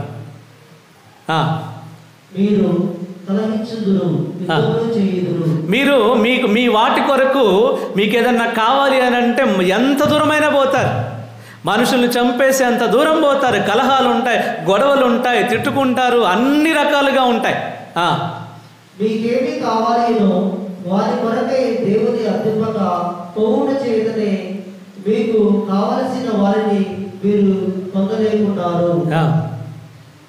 మీరు దుర్దేశంలో గురించుట చేతనే మీరు క్లియర్గా చదువు. మీరు దుర్దేశములకు నవ్వుల చేతనే మీరు అర్థించినవి మీకు లభింపకున్నవి. మీరు ఎందుకనంటే మీ ఆలోచన విధానం సరిగా లేదు. మీ ఉద్దేశం, మీరు ప్రార్థన చేస్తున్నప్పుడు ఉన్నటువంటి ఉద్దేశం సరిగా లేదు, దురుద్దేశంతో ఉన్నారు. ఆ దురుద్దేశంతో ఉన్నారు కాబట్టే మీకు కావలసినవి మీరు పొందుకోవట్లేదు. మీకు కావలసినవి మీరు ప్రార్థన చేస్తున్నవి మీకు మీ దగ్గరికి రాకుండా పోతున్నాయి. ప్రైజ్ లార్డ్, హల్లెలూయా, హల్లెలూయా. మీరు ఏదైనా ప్రార్థన చేస్తున్నారు అని అంటే మీ ఉద్దేశం మీకు అది కావాలి అని బాగానే అడుగుతున్నారు, కానీ మీ మనస్సు శుద్ధంగా లేదు, మీ ఉద్దేశం సరిగా లేదు. ఎందుకు నువ్వు కావలసినవి అన్నీ పొందుకోవట్లేదంటే కారణం మీ ఉద్దేశం సరిగా లేదు. ప్రభు దగ్గరకు వచ్చి అన్నీ కావాలంటావు, కానీ నీ తోటి వారిని నువ్వు ప్రేమించకుండా పోతున్నావు. నీ తోటి వారి మీద కోపంతో ఉన్నా, అసూయతో ఉన్నా, పగను పెంచుకున్నా, ఇట్లా అన్ని రకాలుగా ఆ మనిషిని చూస్తేనే నువ్వు లైన్లో నిలబడట్లేదు. ఆ మనిషిని చూస్తేనే నీ జీవితంలో సరిగా ముందుకు రాలేకపోతున్నా. ఇంకెట్లా నువ్వు ప్రభు దగ్గరకు వచ్చి ఏమని ప్రార్థన చేస్తావు? నువ్వు ప్రార్థన చెయ్యాలి అని అంటే ప్రభు దగ్గర ఉండాలి. చదువు తర్వాత వస్తుంది అదే. ఏమని చదువు ఒకసారి కంటిన్యూ చేయదాన్ని.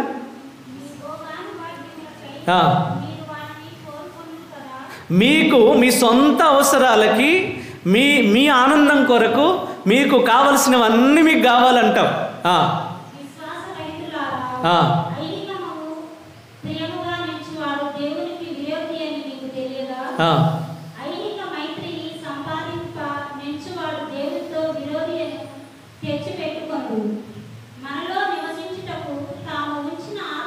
ఏడవ వచనం చదవమ్మా.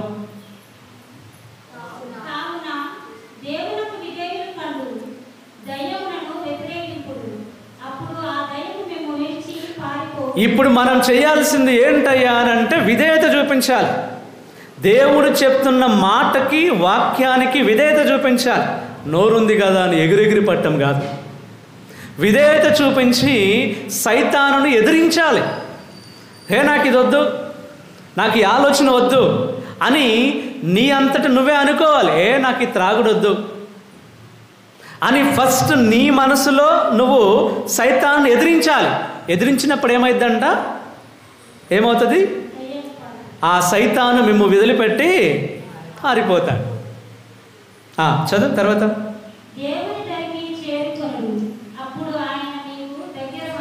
ఇదే ప్రార్థన. 8వ వచనమే. ప్రార్థన అంటే ఏంటో తెలుసా? ఆయన దగ్గర ఉండడం. ప్రార్థన అంటే ఏంటి? ఆయన దగ్గర ఉండడం, అంతే. ఆయన దగ్గర లేకుండా, ఆయన దగ్గర ఉండి నువ్వు చేస్తున్నది ప్రార్థన. ఆయన దగ్గర లేకుండా నువ్వు చేస్తున్నది నువ్వు అనుకుంటున్న ప్రార్థన, కానీ ప్రార్థన కాదు. Praise the lord. Hallelujah, hallelujah. ఈ ప్రార్థన ఎందుకు నీ ప్రార్థన ప్రభు ఆలకించలేకపోతున్నాడు, ఎందుకు నువ్వు అడిగినవి జరగట్లేదయ్యానంటే కారణం మీకు చదువుకోండి ఆ వచనాలన్నీ కూడా. యాకోబు 4:1 నుంచి మీరు ఇంకొకసారి చదువుకోండి ఇంటికి వెళ్ళిన తర్వాత. సేమ్ మన ప్రింట్ కనిపిస్తుంది అక్కడ. అరే నేను నా గురించే చెప్తున్నట్టుందే దేవుడు అని. యాజ్ ఇట్ ఈస్గా మన పేరు లేకుండానే మన గురించి చెప్తున్నట్లు ఉంటుంది. ఎందుకు ప్రభు ఇవన్నీ వాక్యములు యాకోబు పత్రికలో పౌలు గారు చెప్తున్నారని. ప్రార్థన మన అంటే ఈరోజు వాక్యం చెప్తున్నది ఆయన దరికి చేరుకోవడం, ఆయన దగ్గర ఉండడం. అదే ప్రార్థన. ఆయనతో ఉండడమే ప్రార్థన, వేరే ఏమి కాదు. ఆయన దరికి చేరుకోవడమే, ఆయనతో నివాసం ఉండడమే ప్రార్థన. ఒకవేళ ఇప్పటి వరకు, ఎందుకనంటే మనం ఆయన దగ్గరుండి చేస్తున్నదే ప్రార్థన. కానీ నేను ఇందాకలు అన్నట్లుగా ఎక్కడో ఉండి ఎక్కడో ఉండి నేను గట్టిగా అరిస్తే మీకు వినిపించదు. నేనేమన్నా మీకు చెప్పాలి, ఏమన్నా మాట్లాడాలంటే దగ్గర ఉండాలి. నీకు దగ్గరుండి నేను అడుగుతున్నప్పుడే, నేను చేస్తున్నప్పుడే, నేను చెప్తున్నప్పుడే మీకు అర్థమవుతుంది, మీకు వినిపిస్తుంది. మరి అట్లాంటిది నేను ఎక్కడో ఉండి ఒకవేళ మాట్లాడుతున్నట్లయితే అది మీకు వినిపించదు. నేను చెప్పి కూడా వేస్ట్. అది నా టైం వేస్ట్, నా ఎనర్జీ వేస్ట్. అక్కడ నేను నీతో ఏమన్నా మాట్లాడాలి అని అంటే ఇక్కడే ఉండాలి, దగ్గర ఉండాలి, దగ్గరుండి మాట్లాడాలి. ఈరోజు వాక్యంలో ప్రభు చెప్తున్నది కూడా అదే. ఆయన దరికి రండి. Praise the Lord. ఆయన దరికి వస్తే ఏమవుతుందనంట? ఇప్పుడు చదివిన వాటిలో చదవమ్మా తర్వాత. అప్పుడు ఏమవుతాడంట? దేవుడు మీకు దగ్గర అవుతాడు. Praise the Lord. Simple logic అనమాట. నువ్వు దేవుని దగ్గరకు వస్తే దేవుడు నీకు నాకు దగ్గర అవుతాడు. నువ్వు దేవుని దగ్గరికి రావాలి. నువ్వు దేవుని దగ్గరికి రావాలి అని అంటే ముందుగా దానికి ముందు వచ్చినవి ఏమని చెప్తుంది తెలుసా? దుష్టుణ్ణి ఎదిరించాలి, సైతానుని ఎదిరించాలి. నువ్వు సైతానుని ఎదిరించినప్పుడే దేవుడు ఉండడానికి స్థలం ఉంటుంది. నువ్వు సైతానుడు ఎదిరించకుండా, సైతానుడు ఎదిరించితేనే నువ్వు నీ నుంచి పారిపోతాని స్థలం ఉంటుంది. అప్పుడే దేవుడి దగ్గర నేను ఉండడానికి స్థలం ఉంటుంది, దేవునితో నేను మాట్లాడడానికి సమయం ఉంటుంది. దేవునితో నా సమయం గడపడానికి ఉంటుంది. అంతేగాని దేవుని దగ్గరికి రాకుండా నేను ఇప్పటి వరకు ఒకవేళ ఎన్నో పనులు చేస్తుంటా, దేవుని సన్నిధికి రాకుండా. ఈరోజు మన పెద్దవాళ్ళ గురించి మనం ధ్యానించుకుంటూ ఉన్నాం. మన జీవితంలో కుటుంబంలో పెద్దలు ఎంతోమంది ఉండుంటారు. మీ అత్త, మామ, అమ్మ, నాన్న. కొన్నిసార్లు బూతులు కూడా మాట్లాడుంటాం వాళ్ళ మీద. ఓకే, వాళ్ళు మరణించుండొచ్చు, నువ్వు అన్న మాట మాత్రం అట్లాగే ఉంది, గుర్తుంచుకో. వాళ్ళు నీతో లేకుండా ఉండొచ్చు. ఎన్నిసార్లు వాళ్ళని చెడు మాటలతో దూషించున్నాం. ఎందుకనంటే ప్రభువు అంత పెద్దవాళ్ళని జాగ్రత్తగా చూసుకోమంటాడు. ఎందుకంటే ఒకరోజు మనం కూడా ఆ స్థాయికి పోవాలి. నీ పెద్దవాళ్ళని, ముఖ్యంగా అమ్మ, నాన్న, అత్తమ్మ, మామయ్య, వీళ్ళని ఎంత జాగ్రత్తగా చూసుకుంటున్నావో మరి. ఎన్నిసార్లు వాళ్ళని చెడు మాటలతో దూషించావు. అన్నం కూడా పెట్టకుండా ఉన్నట్లయితే క్షమాపణ అడుగు ప్రభుని. కొన్ని సందర్భాల్లో ఇష్టం లేకుండా ప్లేటు కూడా విసిరేసినావు కదా, జాగ్రత్త. దేవుడికి అన్నీ గుర్తుంటాయి. ఎందుకనంటే ఒకవేళ నువ్వు అట్లా చేస్తున్నట్లయితే నీకు కూడా అదే స్థితి వస్తుంది, గుర్తుంచుకో. అలాంటి స్థితి తప్పకుండా మనం కూడా దాటిపోవాల్సిందే. ఏదో పాత రోజు చిన్నప్పుడు ఒక కథ విన్నా నేను. ఒక కుటుంబంలోనంట ఇంట్లో ఆ కొడుకు ఉన్నటువంటి నాన్న ఒక్కరిని కూడా చూసుకోవడం కష్టమై అన్నీ ఉన్నాయి. కానీ ఆయనకి కొంచెం పార్కిన్సన్స్ అని ఇట్లా వణుకుతూ ఉంటాడు అనమాట. వయసు పెద్దది కాబట్టి వణుకుతూ ఉంటాడు అనమాట ఆ వ్యక్తి. అట్లా వణుకుతున్నప్పుడు ఏదన్నా అట్లా పట్టుకుంటే పడిపోతుంది, పగిలిపోతుంది. సో దానివల్ల లేదా భోజనం తినడానికైనా కూడా ప్లేట్ పట్టుకున్నప్పుడు కింద పడిపోతుంది కదా అని వాళ్ళు, ఆమె, ఆ భార్య, అలాగే భర్త, కొడుకు, వీళ్ళిద్దరు కూడా చికాకు వచ్చి లేదు ఇక్కడొద్దు అని ఎక్కడో వృద్ధాశ్రమంలో వేస్తారు. ఒక రోజున ఈ కొడుకు, కోడలు, అట్లాగే మనవడు కూడా ఉన్నాడు.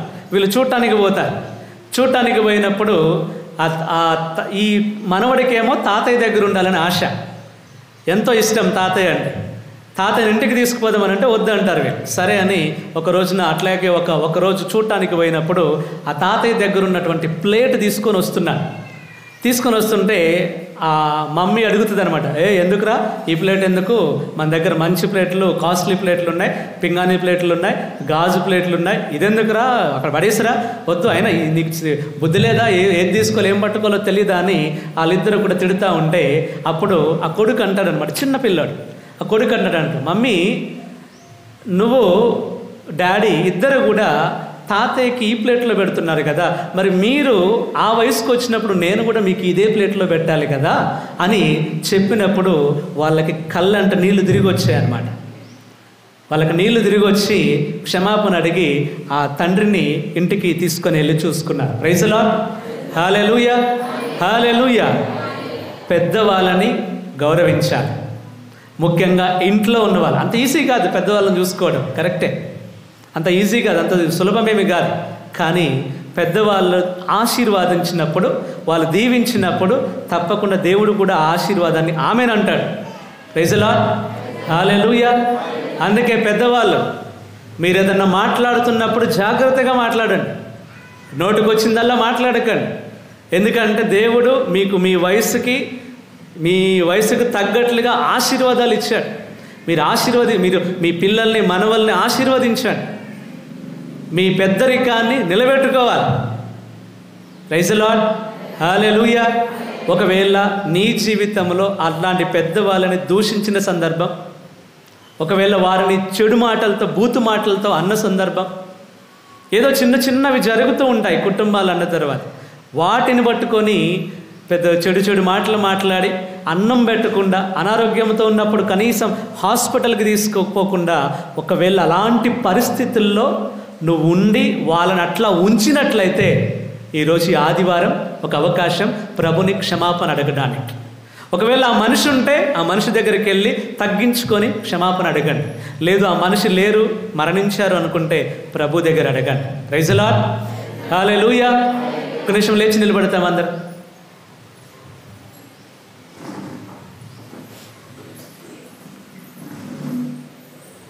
కళ్ళు మూసుకోండి.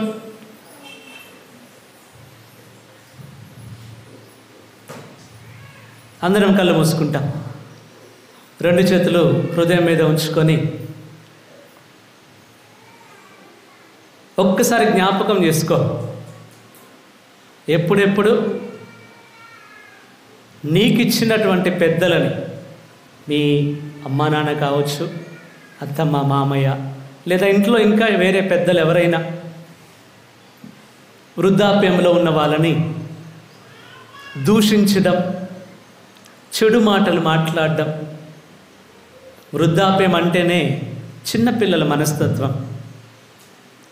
వాళ్ళు అన్నిట్లో ఉండాలనుకుంటారు. నువ్వు తినే ప్రతిదీ కూడా కావాలని కోరుకుంటారు. నువ్వేమో ఈ వయసులో ఇవన్నీ ఎందుకు అని వాళ్ళని ఈసడించుకోవడం, వాళ్ళని పట్టించుకోకపోవడం, బాగా లేకుండా ఉన్నప్పుడు హాస్పిటల్కి కూడా తీసుకెళ్లకుండా ఉండడం, అన్నం పెట్టుకున్నప్పుడు ఎక్కడ వీళ్ళు నేను వండుకున్న మంచి నాకు ఇష్టమైన కర్రీ చేసుకున్నాను వీళ్ళకి ఎందుకు ఇవ్వాలి అని దాచుకొని ఒకవేళ తిన్నటువంటి సందర్భం ఆ మనిషికి తెలిసి కూడా నిన్ను అడిగి ఉండకపోవచ్చు. ఒకవేళ అలాంటివి ఏమైనా ఉంటే ప్రభుని క్షమాపణ అడుగు. ఎందుకంటే అన్నమ్మ జ్వాక్యముల పండుగ అంటే మన ఇంట్లో ఇంకొక అన్నమ్మ జ్వాక్యములు ఉన్నట్లే. మన ఇంట్లో అన్నమ్మ జ్వాక్యముల్లాగా ఉన్నారు అని అంటే నువ్వు మరియ తల్లిలాగా ఉండాలి. ప్రేమించే వ్యక్తిగా, గౌరవించే వ్యక్తిగా, వాళ్ళని మంచిగా చూసుకునే వ్యక్తిగా నువ్వు ఉండాలి. ఒకవేళ అలాంటి సందర్భాల్లో ప్రేమించకుండా ఉన్న సందర్భం, వాళ్ళ మీద జాలి చూపకుండా ఉన్న సందర్భం, ఇంకా ఒక అడుగు ముందుకేసి ఒకవేళ చేయెత్తి కొట్టావేమో ఆ వయసులో ఉన్న వాళ్ళని క్షమాపణ అడుగు ప్రభుని. ఎందుకంటే ప్రభు అన్నీ చూస్తాడు, అన్నీ తెలుసు దేవునికి. యేసయ్యా, అన్నమ్మ జ్వాక్యములు నీ అమ్మమ్మ తాతయ్యలు ఈ రోజున మా అందరికీ ఆశీర్వాదకరంగా ఉంచావు కదా. ఇంకా మా కుటుంబంలో, మా సంఘాలలో ఉన్న అమ్మమ్మాయి తాతయ్యలు, నాయనమ్మలు, పెద్దవాళ్ళందరినీ నీ చేతుల్లో అర్పిస్తూ ఉన్నా. నాకు ఇచ్చినటువంటి వాళ్ళను నేను చాలా సందర్భాల్లో దూషించాను, చాలా సందర్భాల్లో హింసించాను, కొట్టాను, తిట్టాను, చెడు మాటలు మాట్లాడాను. నన్ను మన్నించి యేసయ్యా, ఈరోజు క్షమాపణ అడుగుదామంటే వాళ్ళు నాతో లేరు ప్రభువా. నేను కూడా ఒకరోజు ఆ వయసులోకి వస్తాను. ఆ వయసులోకి వచ్చినప్పుడు నేను ఎలా ఉంటానో నాకే తెలియదు, అసలు ఉంటానో ఉండనో కూడా నాకు తెలియదు. ప్రభువా, నన్ను మన్నించండి. నేను చేసిన ప్రతి పాపాన్ని బట్టి నేను క్షమాపణ అడుగుతున్నాను. నా తప్పులన్నీ మన్నించి ఆ పెద్దవాళ్ళ ఆశీర్వాదం నా మీద, నా కుటుంబం మీద ఉండేలాగా దీవించండి.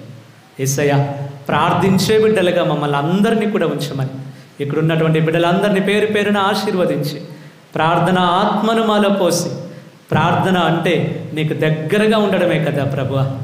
ఇప్పటి నుంచైనా నీకు దగ్గరగా ఉంటూ నా తోటి వారిని ప్రేమిస్తూ గౌరవిస్తూ ముందుకు వెళ్ళే కృప నాకు అనుగ్రహించమని ఈ మనవులను మా నాథుడైన యేసయ్య నామములో అడుగుచున్నాము తండ్రి. అలాగే లేచి నిలబడి మన విశ్వాసాన్ని ప్రకటిస్తాం. పరలోకమును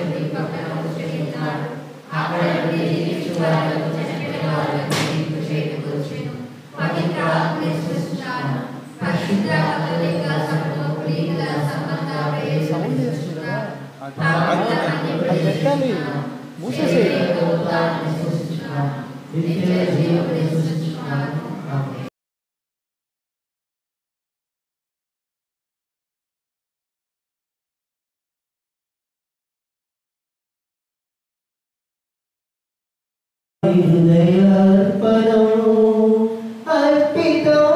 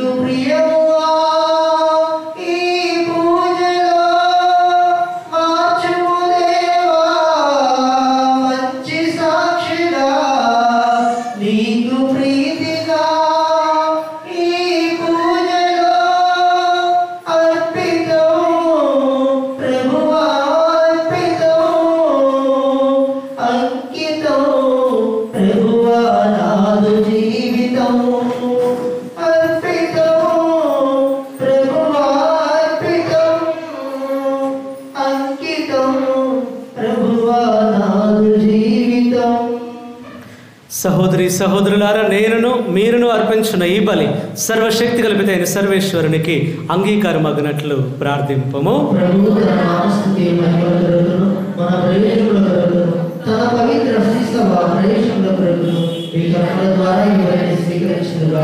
ఓ ప్రభువా, నీవు మాకు సమృద్ధిగా ప్రసాదించిన భూఫలముల నుండి నీకు మేము అర్పించి అర్పణములను దయతో స్వీకరింపము. ఈ పవిత్ర కార్యములు ప్రస్తుత జీవితంలో మమ్ము పరిశుద్ధపరచునట్లును కడన నిత్య మహిమలోనికి చేర్చునట్లును కృపచూపము. మా ప్రభు అయిన క్రీస్తు ద్వారా ఈ మనవి చేయుచున్నాము. ప్రభు మీతో ఉండునుగాక.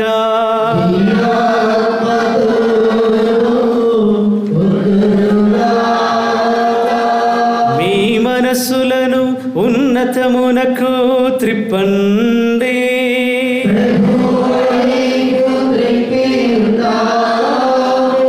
మన దేవుడైన ప్రభువునకు కృతజ్ఞత తెలుపుదము.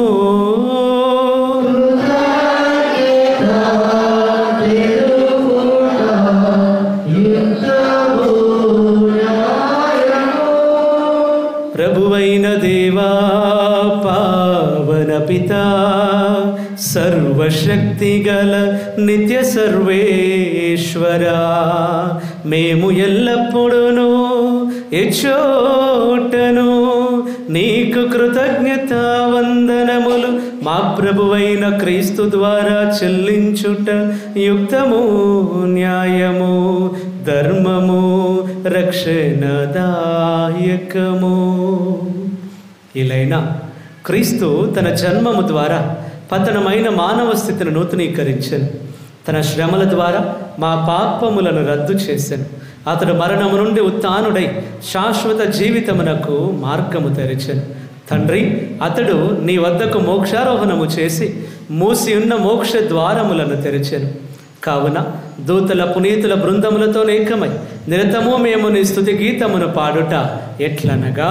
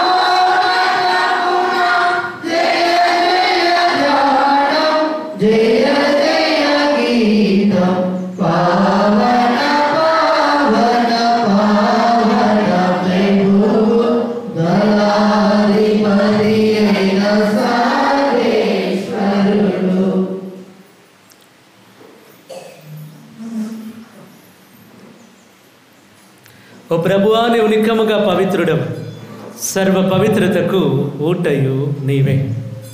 కనుక నీ పవిత్ర ఆత్మ ద్వారా కానికలను పరిశుద్ధపరచ బ్రతిమాలు కొనుచున్నాము.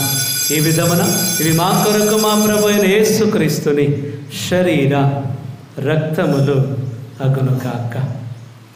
అతడు శిలువ శ్రమలకు తనను తాను ఇష్టపూర్తిగా అప్పగించుకొనినప్పుడు అప్పమునందుకొని కృతజ్ఞత వందనములు చెప్పి త్రుంచి శిష్యులకిచ్చుచు ఇట్లా నేను,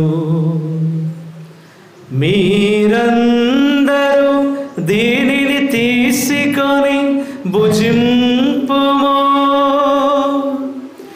ఏలయనో ఇది మీ కొరకు అప్పగింపబడనున్న నా శరీరము.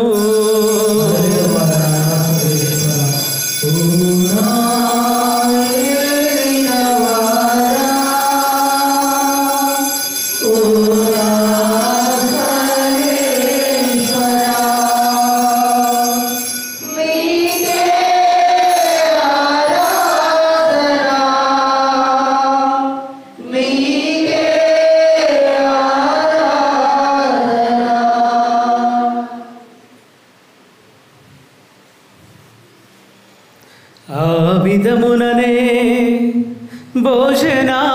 భోజనానంతరము పాత్రమునందుకొని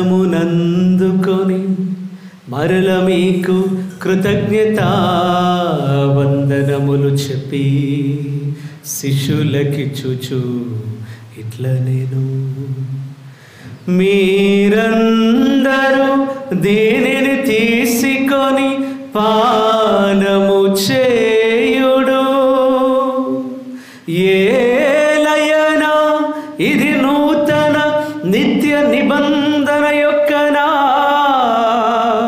రక్తపు పాత్రము. ఇది మీ కొరకును అనేకుల కొరకును పాప పరిహారమునకై దారవోయబడును. దీనిని నా జ్ఞాపకార్థము చేయుడు.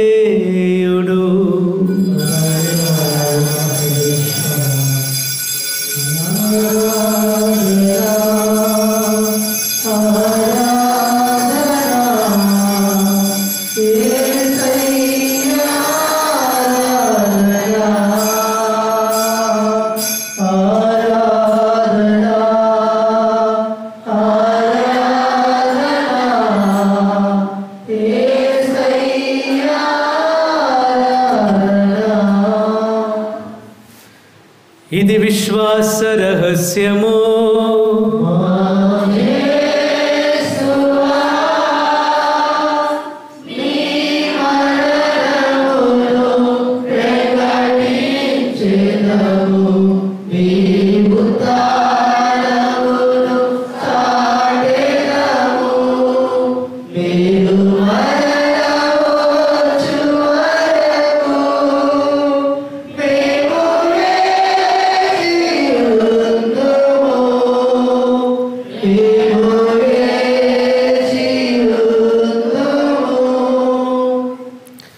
కనుక తండ్రి, క్రీస్తు మరణమును ఉత్థానమును స్మరించుచు జీవమునొసిగి అప్పమును రక్షణ పాత్రమును నీకు సమర్పించుచున్నాము.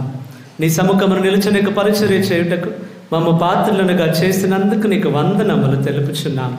క్రీస్తు శరీర రక్తములందు పాలివారు మగ మమ్ము పవిత్రాత్మ ద్వారా ఐక్యపరచమని బ్రతిమాలుచున్నాము.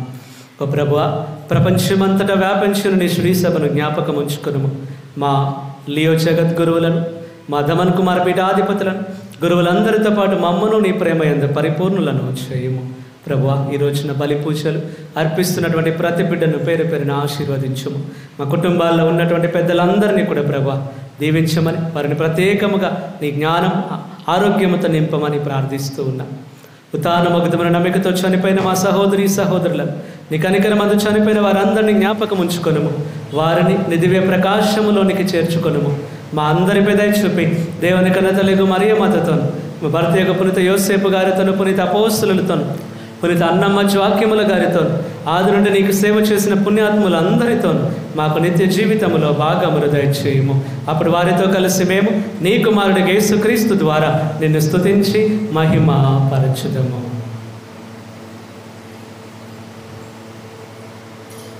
క్రీస్తు ద్వారా, క్రీస్తుతో, క్రీస్తునందు సర్వశక్తి గల పితయైన సర్వేశ్వరా,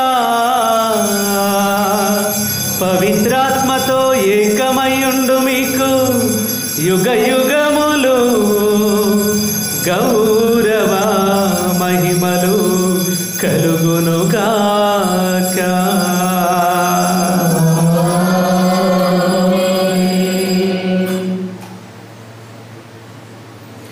లేచి నిలబడి ప్రభు మనకు నేర్పించినటువంటి పరలోక ప్రార్థనను, శిష్యులకు నేర్పించిన ప్రార్థన, అలా నేర్పించిన తర్వాత శిష్యులు గొప్పవారిగా ఆయన పరిచర్యను ముందుకు తీసుకెళ్లే బిడ్డలుగా మారిపోయారు. మన జీవితంలో కూడా ఈ పరలోక ప్రార్థన జపిస్తూ ప్రభువా మమ్మల్ని కూడా మార్చండి అని దేవుని అడుగుతాం. పరలోకమందున్న మా తండ్రి,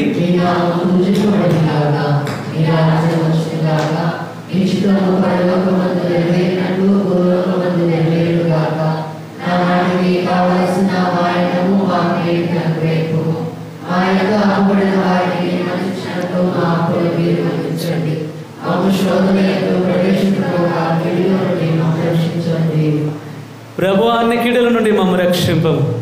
మా ఈ రోజులలో మాకు శాంతిని ప్రసాదింపము. నీ దయానుగ్రహము వలన పాపము నుండి మమ్మ విముక్తులను చేసి అన్ని కలతల నుండి సర్వదా కాపాడము. మేము మోక్షానందమును మా రక్షకుడైన యేసుక్రీస్తు ఆగమమును నిరీక్షించుచుందుము.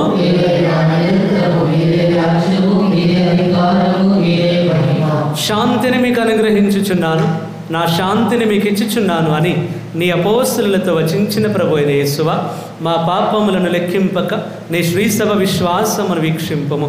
నిశ్చిత ప్రకారము నీ సభకు శాంతిని ఐక్యమును అనుగ్రహింపము. యుగ యుగములు జీవించుచు పరిపాలించు ప్రభువా. ప్రభుని యొక్క శాంతి ఎల్లప్పుడూ మీ అందరితో ఉండును గాక. ఒకరికొకరు సమాధానము తెలుపుకొందుము.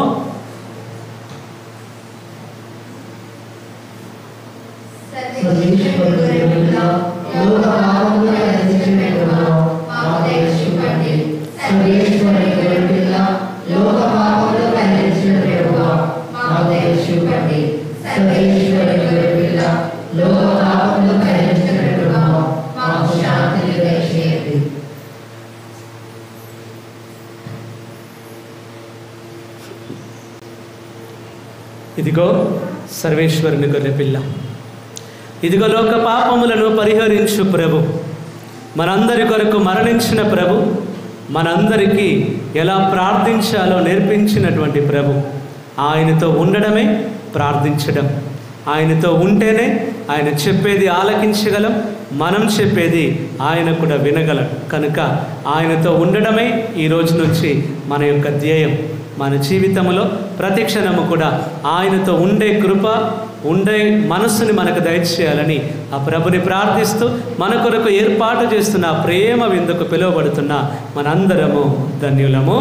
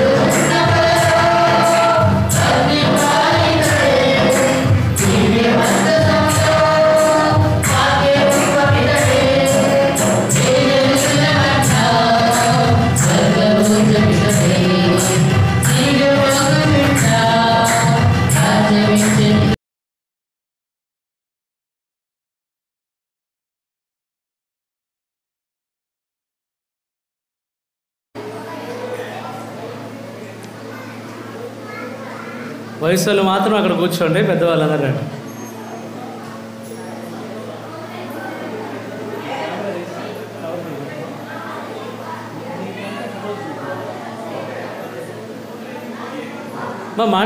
మాట్లాడకండి.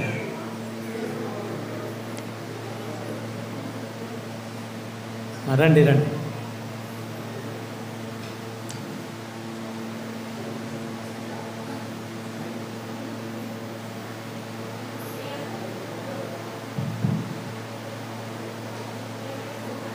అందరం కూడా వీరి కొరకు చిన్న ప్రార్థన చేస్తాం.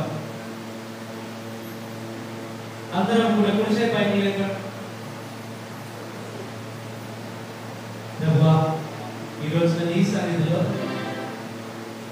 ఇక్కడ భూమికూడినటువంటి బిడ్డలందరినీ కూడా దీవించమని అన్నమ్మ జ్వాకిముల గారి యొక్క పండుగను కొనియాడుతుండగా, యేసయ్య ఈ గొప్ప పండుగ రోజున నీ అమ్మమ్మ తాతయ్య వారి కొరకు తప్పకుండా ప్రార్థించే ఉంటాం కదా.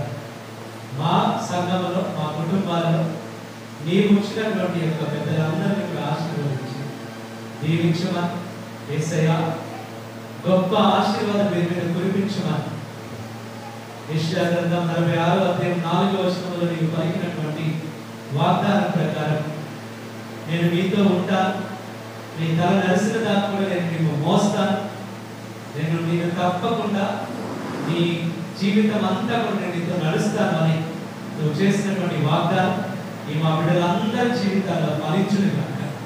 అవును తండ్రి యేసయ్య, ఇక్కడ ఉన్నటువంటి పెద్దవారందరి మనసుల్లో ఏ ప్రార్థనలు ఉన్నాయో, ఎవరి వరకు ప్రార్థన చేస్తున్నారు ప్రభువా, ఆ ప్రార్థనలన్నింటినీ కూడా నీ పరలోకం చేర్చుకున్నాను.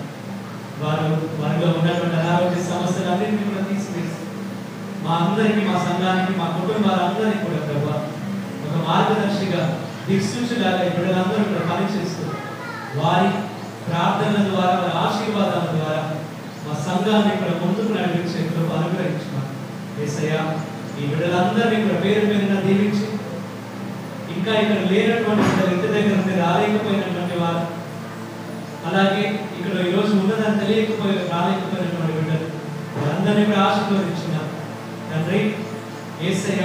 నీ అమ్మమ్మ తాతయ్యలు ఎంత ఘనంగా నువ్వు గణపరుస్తావో, ఆశీర్వదిస్తావో, అంతకంటే గొప్ప ఆశీర్వాదములు ఈ బిడ్డలందరి మీద కూడా కురిపించమని, ప్రత్యేకమైనటువంటి ఆశీర్వాదములు మా బిడ్డలందరి మీద కురిపించి, నీ దీవెనలు వారితో ఉంచి, నీ దూతల సంరక్షణ బిడ్డలతో ఎల్లప్పుడూ కూడా ఉంచమని, వారి మనసులో ఉన్నటువంటి ప్రార్థనలన్నింటినీ కూడా ఆలకించమని, నీ శక్తి, సన్నిధి, ప్రసన్నత ఎల్లప్పుడూ కూడా ఈ మా బిడ్డలందరితో సంతోషంగా వారి జీవితంలో ముందుకు వెళ్ళే కృపనివ్వమని ఈ మనవులను అమ్మ మరియ తల్లి బిడ్డలందరి కొరకు ప్రత్యేకంగా ప్రార్థిస్తూ, నీకు ఎలాగైతే అన్నమ్మ జ్వాక్యములు మీ తల్లిదండ్రులుగా ఉన్నారో, మా సంఘానికి మీరే మా అన్నమ్మ జ్వాక్యములు, మీరందరినీ కూడా దీవించమని, వారిని ఎంత మంచిగా నువ్వు చూస్తున్నావో ఈ రోజున ఈ బిడ్డలందరినీ కూడా ప్రత్యేకంగా దీవించమని, ఆశీర్వదించమని, గొప్ప ఆశీర్వాదంలో కురిపించడానికి ప్రార్థించమని ఈ మనవులను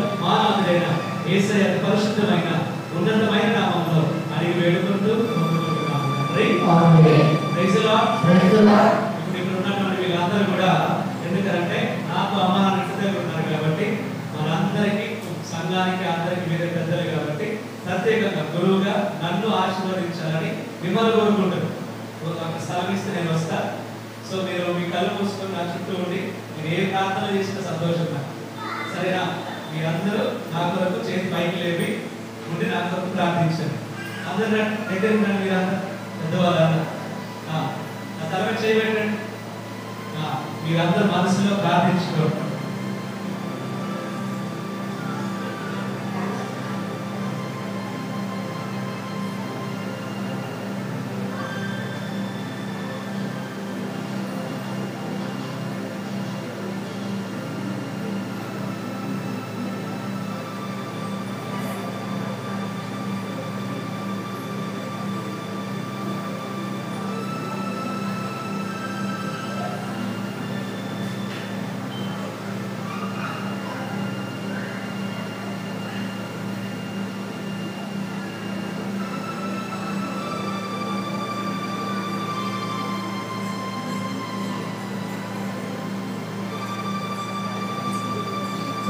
వెనుకున్న వాళ్ళు నన్ను ఆశీర్వదించండి.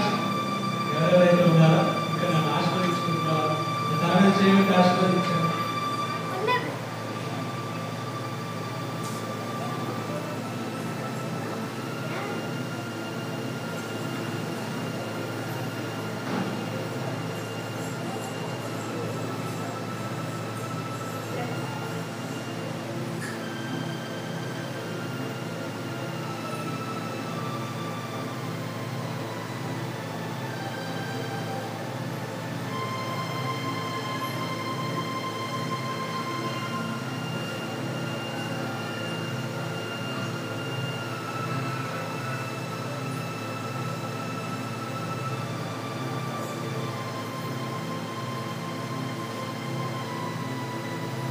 థ్యాంక్ యూ అందరికీ.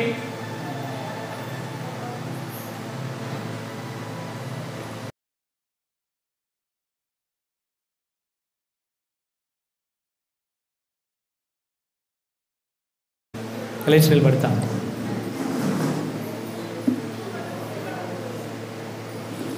నా ఆత్మమా ప్రభువును స్తుతింపము, అతని ఉపకారములను వేణుని మరువకము. ప్రార్థించుదము. ఓ ప్రభువా, మేమిప్పుడు నీ కుమారుని శ్రమలకు శాశ్వత జ్ఞాపిక అయిన దివ్య సత్ప్రసాదమును స్వీకరించితిమి. మాటలతో వర్ణింపలవి కాని ప్రేమతో నీ కుమారుడు మాకు దయచేసిన నీ వరము మా నిత్య రక్షణకు సాయపడినట్లు అనుగ్రహింపుము. మా ప్రభు అయిన క్రీస్తు ద్వారా ఈ మనవి చేయుచున్నాము. ప్రభు మీతో ఉండునుగాక.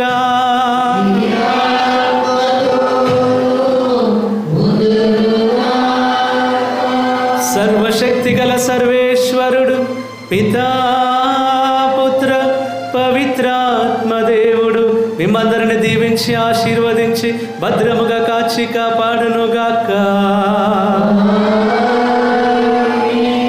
దివ్య బలి పూజ సమాప్తమైనది. సమాధానముతో వెళ్ళి ఆయన సేవలో ఆ ప్రభు నేర్పించినటువంటి ప్రార్థనా జీవితంలో ప్రార్థన ఆత్మ కలిగినటువంటి బిడ్డలుగా సంతోషముగా జీవించండి.